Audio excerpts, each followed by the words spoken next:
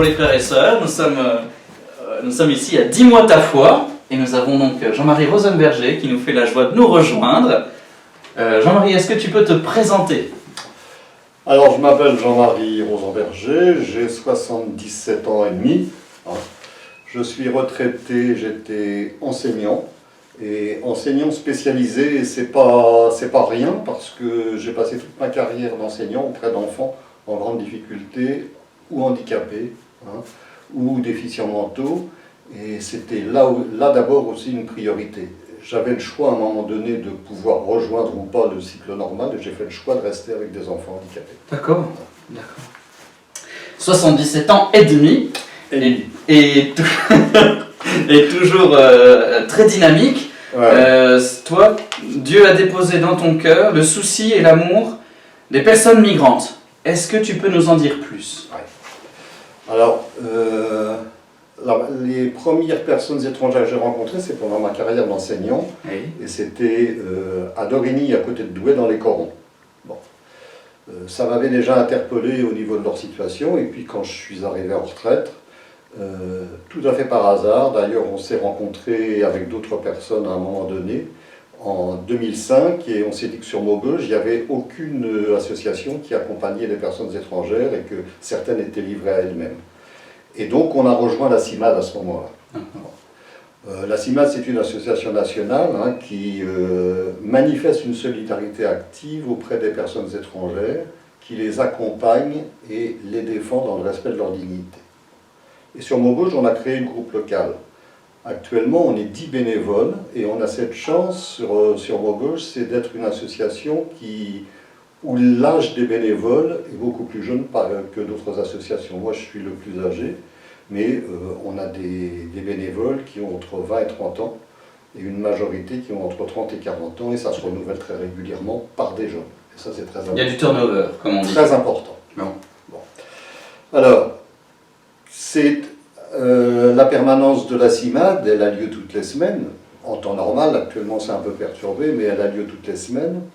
Et c'est une permanence juridique, c'est-à-dire qu'on est là effectivement pour accueillir, pour écouter et pour aider les personnes étrangères dans leur démarche pour obtenir un séjour régulier ou l'asile.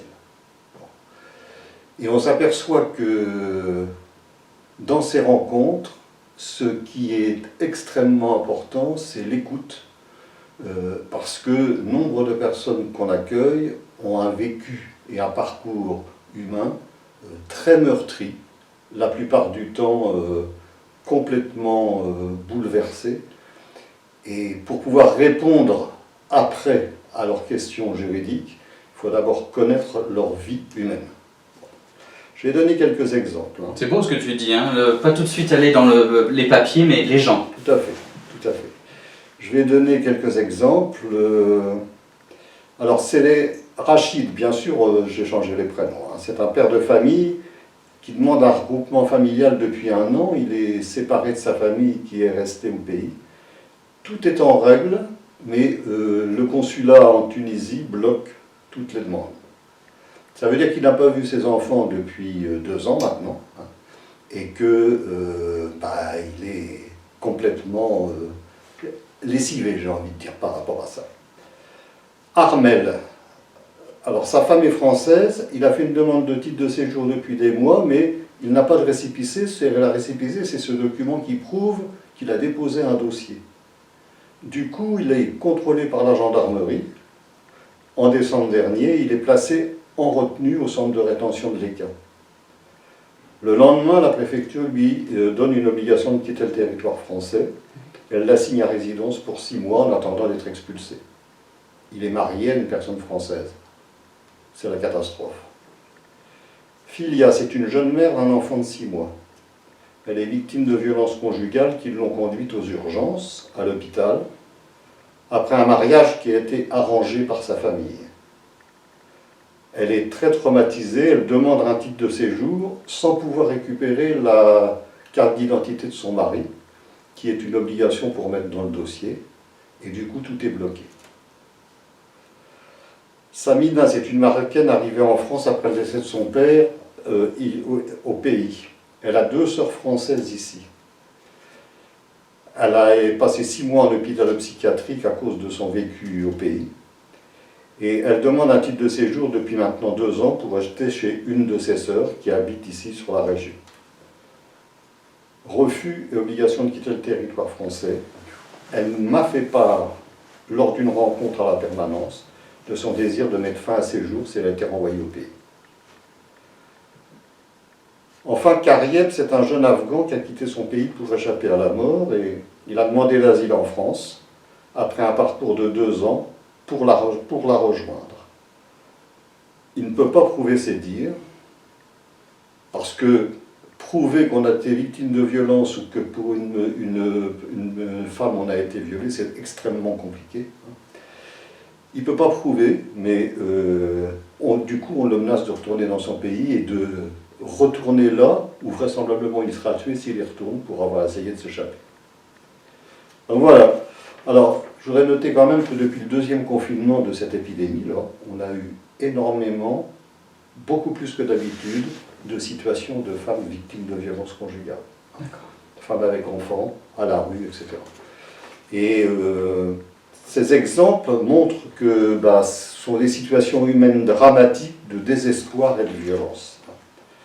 Et les décisions administratives, elles ignorent bien souvent les raisons des demandes qui sont faites, parce que d'abord ce sont les textes qui comptent.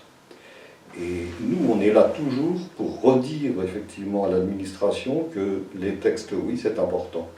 Mais ce qui est essentiel, c'est les personnes, leur dignité et la vie de ces personnes. Jésus dirait, le Shabbat est fait pour l'homme et non pas l'homme pour le Shabbat. Ouais. Est-ce que tu pourrais nous dire, toi, pourquoi, qu'est-ce qui t'a lancé? Qu'est-ce que tu... parce que c'est... Bon, ça nous encourage, ça nous pousse. C'est possible de rendre service à cette personne. Toi, comment tu t'y es mis? Alors, après avoir entendu en partant en retraite un certain nombre de situations sur le secteur, en rencontrant d'autres personnes, des situations de personnes étrangères, on s'est dit à plusieurs qu'on ne pouvait pas continuer à entendre ça sans réagir et sans bouger. Bon. Et pour réagir et bouger, ça voulait dire avoir un lieu ici sur Maubeuge où les personnes pouvaient être reçues et être aidées dans leur démarche, être écoutées et accompagnées. Et donc, ce qui nous anime d'abord, c'est le souci de l'humain. L'écoute du vécu des personnes et la dignité de ces personnes est souvent mise à mal. Quelquefois même, on leur met sur le dos tout ce qui fait que nous, on a des difficultés. C'est un peu souvent les boucs émissaires. Mais quand on écoute ces personnes et quand on les reçoit, on s'aperçoit qu'elles ont une reconnaissance énorme quand elles sont rencontrées et quand elles sont écoutées. Évidemment, quand tout ça, ça débouche sur un titre de séjour ou sur l'asile, alors là, c'est encore autre chose, quoi. Mais j'ai envie de dire que les remerciements et la sensibilité humaine de ces personnes est extraordinaire vis-à-vis de nous qui ne faisons pas les lois, mais qui essayons de les aider. Mais en fait, elles n'en veulent à personne, en gros.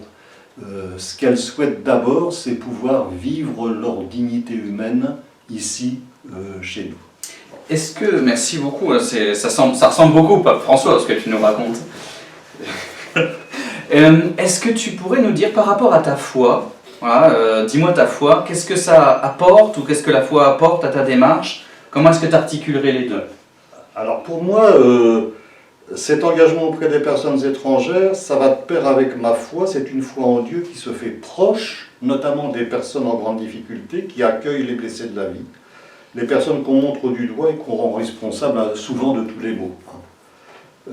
L'humanité de ces personnes qui est piétinée, bafouée, ça a quelque chose à voir avec ma foi qui me dit que tout homme est aimé de Dieu, que la dignité de chacun doit être respectée, que tout homme, à commencer par celui qui est rejeté, laissé pour compte, est mon frère. Et ces personnes m'enrichissent, elles donnent un sens à ma foi en Jésus-Christ, et c'est cette même foi qui donne aussi sens à mon engagement. Se battre pour la dignité et le respect de l'autre, c'est pour moi témoigner par le vécu de ma foi en Dieu. Ce que je voudrais dire aussi, c'est que cet engagement et cette foi, quand je vais à la messe le dimanche, il est toujours présent dans mon esprit. Et on a tellement en tête des situations de personnes qui sont écrasées que je ne peux pas faire autrement quand je prie que de penser à elle et de prier pour elle, quoi. Moi, ça me paraît évident. C'est ton sacerdoce. C'est ton sacerdoce. Ouais, en gros. Je voudrais aussi ajouter que cet engagement, c'est un engagement de couple aussi, parce que Brigitte est aussi ton épouse adhérente à la CIMAD, et Brigitte et moi, on est aussi dans le collectif From Maubeuge pour accompagner des familles en grande difficulté. Une dernière chose quand même, souvent on nous dit mais pourquoi justement les migrants, il y en a d'autres qui sont français. On est tous les deux aussi adhérents à ATD Quart Monde. Et dans le cadre de cette adhésion, on rencontre aussi des personnes françaises en grande difficulté. Et j'ai envie de dire, cette foi en l'homme, elle n'a pas de frontières, elle est aussi bien pour des personnes françaises que pour des personnes étrangères. Merci beaucoup Jean-Marie. Je me permets aussi de dire aux frères et sœurs que voilà, il y a des engagements comme la CIMAD, donc tu as dit qu'il y a pas mal de... Ça bouge, on n'est pas obligé de rester 10 ans à la CIMAD, mais on a besoin de bénévoles. On mettra les coordonnées avec cette vidéo. Je me dis aussi, il y avait une famille en novembre qui a accueilli une famille aussi étrangère, migrante. Voilà, une famille ici de la paroisse, et je crois qu'ils ont 4-5 enfants. Et les enfants ont poussé pour que les parents accueillent, et donc les parents ont dit ok. La famille, elle est restée 1 mois, et après, on a trouvé un logement pour eux. Donc, on peut parfois vous solliciter, on espère que vous pourrez répondre présent pour, au nom de Jésus, ou même si vous n'êtes pas croyant, donner toute leur dignité aux personnes que nous rencontrons. Et avant de donner un avis sur les personnes, il faut les rencontrer. Merci Jean-Marie. Merci. Bonne journée les frères et sœurs. Au revoir.